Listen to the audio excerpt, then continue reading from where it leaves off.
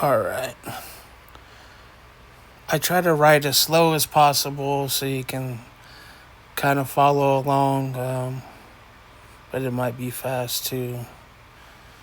There, I started out the A downstroke from the top, and this down and curl. And I'm trying to put them in different colors so you can see the different strokes. Here, I just start with a C kind of, and then I come back with a downstroke as well. I also try to put where the thick and thins are. I don't want you to focus on that. I just wanted you to see for reference later. Basically, you could just follow the follow the lines and then and think about the thickening later.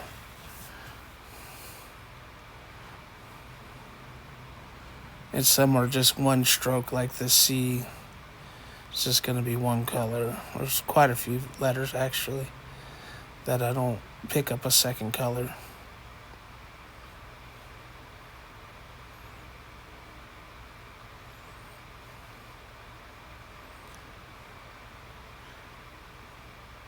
This D, this is the normal way I guess I'd do it, and would be in one stroke. But I thought that might be harder for you, and so I just did it how I normally write it, real quick, and then I showed you how you could do it in two strokes.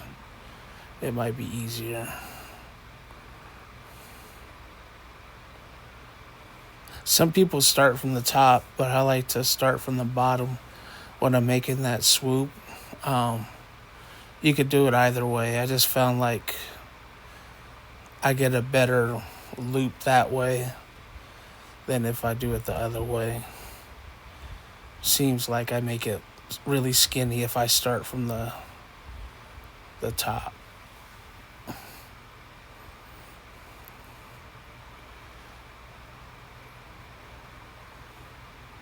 And these are tricky. You can see how I passed the line. I just didn't want to squish it. I think it looks better if it's out further.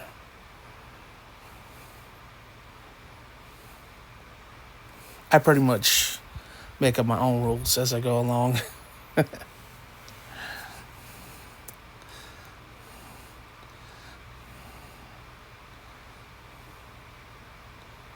There's the F.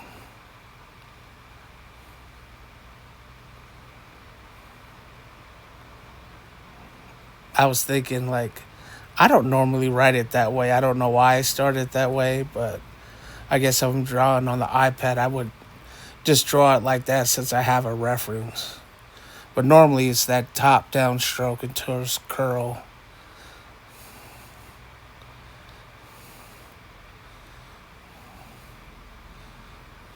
The F and B's are really tricky. Try to have that point at the end.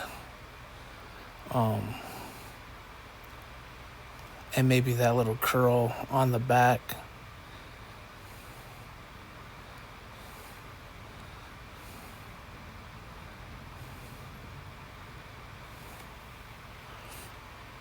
And I just make my G like this.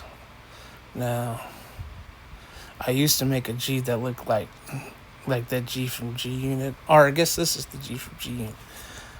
I used to make it the other way to look like General Mills, but I just like the way this one looks now.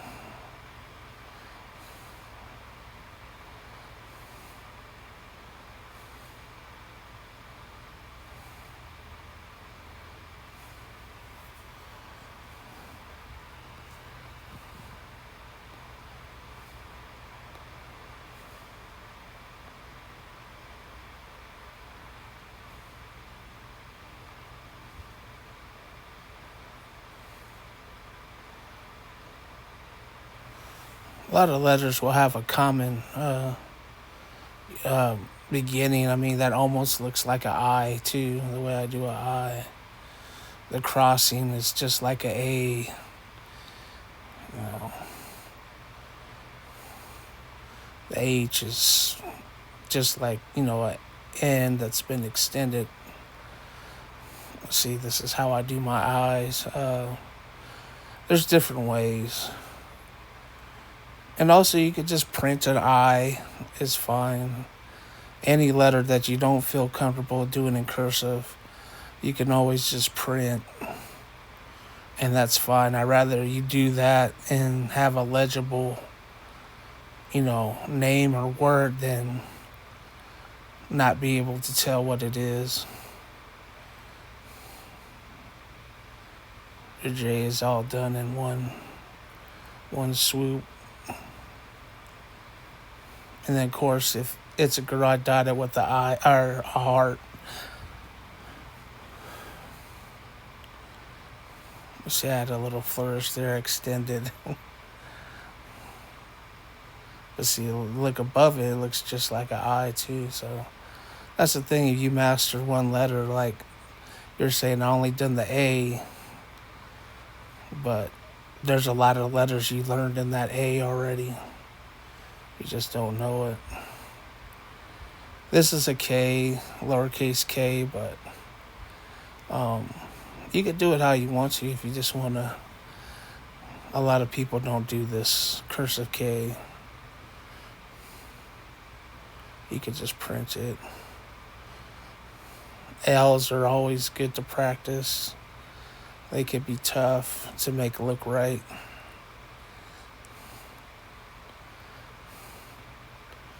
And I try not to put another tail on the back end of my L. I just like it like that.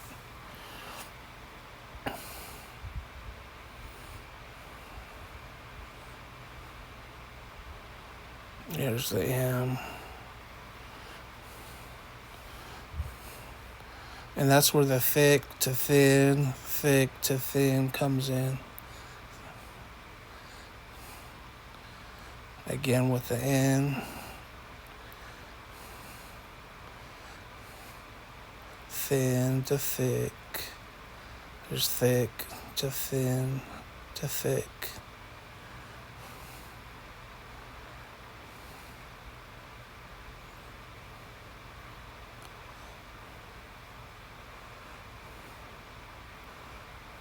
Oh, I just like ending my O's like that. I think it looks good. But you can end it as a perfect circle too. It doesn't matter.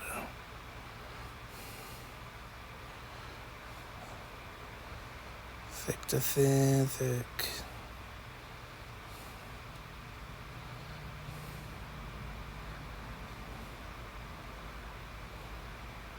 Swoop over.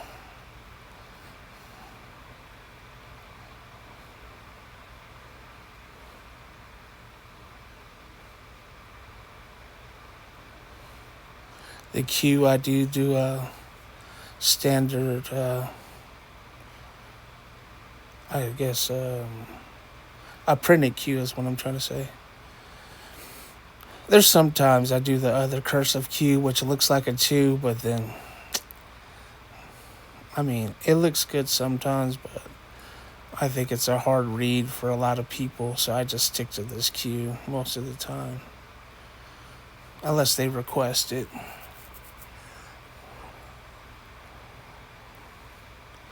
Here's the R. It's basically that same stroke from top to bottom and curl. Again, over.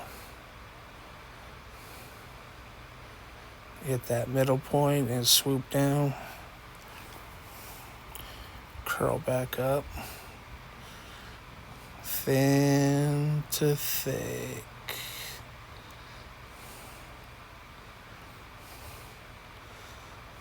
I did it for you again. Thin to thick to thin. I know that was one of the letters that you were struggling with. Here's the S. That's a typical cursive S, and I will write it like that sometimes. I will finish the S like that sometimes. This is another way that I finish the S.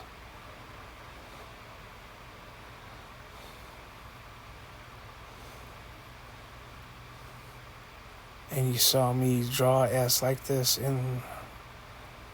on that sketch.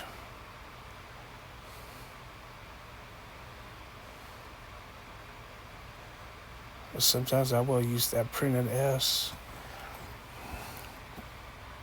And that's how I would add that flourish in 2 steps. I mean, you could try to do it in one, but it's not necessary. T.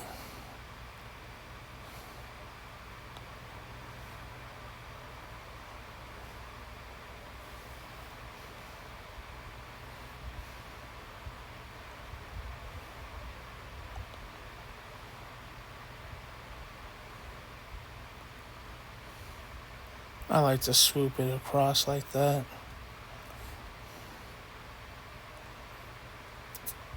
But this is another way to finish it.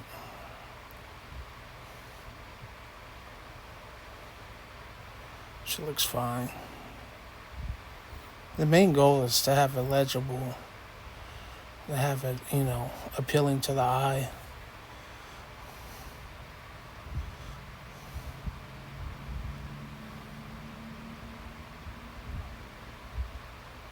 Thick to thin to thin.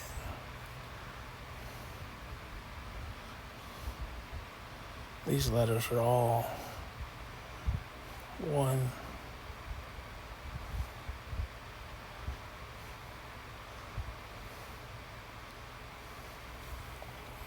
And this is how I finish them. I mean, they don't have to have that little curl at the end. I just like it.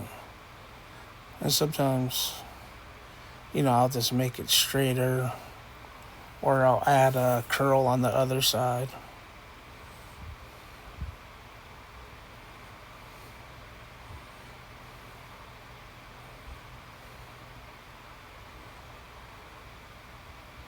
It's pretty simple for an X. You don't want to have too many swirls, I guess. You just kind of make it simple.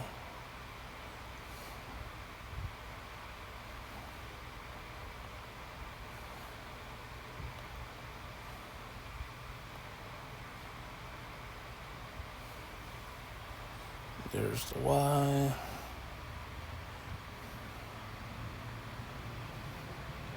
Sometimes I'll loop it around that top and do it in one swoop, but I try to break it up for you. Z. I hardly do any of these. Sometimes I will write a standard, a printed Z for the capital.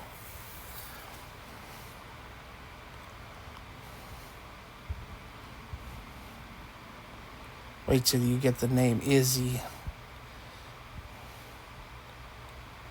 That IZZY is crazy. That's pretty much it. I hope this helps you. I hope this is a little more easier for you.